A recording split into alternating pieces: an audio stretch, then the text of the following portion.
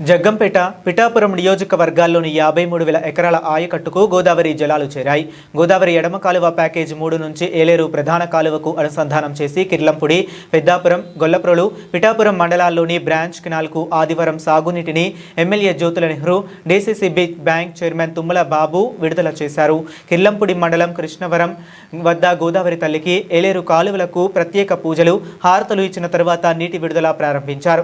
ఈ సందర్భంగా ఎమ్మెల్యే నెహ్రూ మాట్లాడుతూ సూపర్ ఎలినో ప్రభావంతో రైతులు పడుతున్న నీటి కొరతను దృష్టిలో ఉంచుకొని ముఖ్యమంత్రి చంద్రబాబు, ఉప ముఖ్యమంత్రి పవన్ కళ్యాణ్ అత్యవసర చర్యలు తీసుకున్నారు. ప్రత్యేకమైనటువంటి ధన్యవాదాలు. ఈరోజు ఏలేరు రైతాంగం యొక్క కళ నెరవేరేటువంటి రోజు. మొన్న ఇరిగేషన్ శాఖ మంత్రి నిమ్మల రామానాయుడు గారు రావడం, పరిశీలన చేసి ఆయన ఆదేశాలు ఇవ్వడం, ఆ ఆదేశాలకు అనుగుణంగా ఈరోజు మనం పోలవరం కెనాల్ నుంచి వచ్చేటటువంటి పురుషోత్తపట్నం ఎత్తిపోతల పథకం ఏదైతే ఉందో దానికి సంబంధించినటువంటి నీరుని 750 క్యూసెక్కుల నీరు ఏలేట్లోకి మనం మళ్లించుకోవడం జరిగింది. ఈనాడు ఈ సూపర్ ఎలినో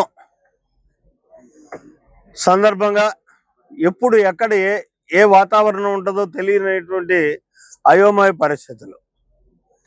నిన్న అదృష్టం కలిసి వచ్చింది. ఆ వెంకటేశ్వర స్వామి దయదలిచాడు, పైన వర్షాలు పడడం, గోదావరికి నీరు రావడం.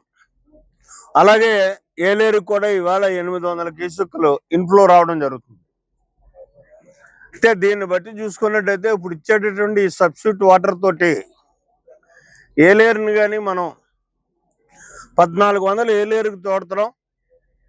పురుషోత్తపట్నం ఎత్తిపోసే ఫేజ్ 2 ద్వారా ఇవన్నీ కలిస్తే ఒక 50 రోజులు ఈ రకంగా కానీ జరిగినట్టయితే 53,000 ఎకరం ఏలేరు ఆయకట్టు ఏదైతే ఉందో దాన్ని పరిపూర్ణంగా మేము పండించుకోవడానికి అవకాశం ఉండే పరిస్థితులు ఉంటాయి.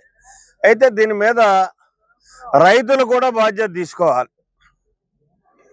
రైతులు తక్కువ నీటితోటి ఎక్కువ పంట పండించేటటువంటి విధానానికి ఆలోచన చేసి మన జేబులో ఉన్నటువంటి రూపాయిని ఎంత బాధ్యతగా అయితే ఖర్చు పెడతామో అంత బాధ్యతగాని కూడా ఇవాళ ఈ నీటిని మనం ఉపయోగించుకోవాల్సినటువంటి అవసరం ఉంది. దాన్ని ప్రత్యేకంగా మనవి చేస్తున్నాను. రెండోది ప్రత్యేకమైన విషయం ఇక్కడ మీ అందరికీ చెప్పాల్సింది, ఒక విజనరీ లీడర్ ఇక్కడ రాష్ట్రంలో పాలన చేస్తే ఎలా ఉంటుంది అన్న దానికి ఈరోజు మనం ఏదైతే ఏలేరుకి స్లూయిస్ ఓపెన్ చేసుకున్నామో దాన్ని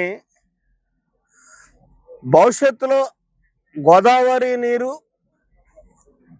పై గ్రావిటీ ఏలేరుకి పంపించేటటువంటి విధానం ఉండాలి అని చెప్పి ఆనాడు రివ్యూలో ఆదేశించి మన చంద్రబాబు నాయుడు గారు దీన్ని ముందస్తుగా ఆలోచన చేసి పెట్టించినటువంటి పరిస్థితి.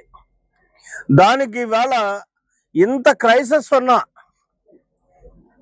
మేము రైతులు అందరూ అనుభవపూర్వకంగా చెప్పిన దాన్ని బట్టి దీన్ని ఈ రకంగా వాడుకుంటే బాగుంటుంది అని చెప్పేసి ఎప్పుడైతే పవన్ కళ్యాణ్ గారి దృష్టిలో మేము పెట్టడం జరిగిందో ఆయన వెంటనే బాధ్యత తీసుకుని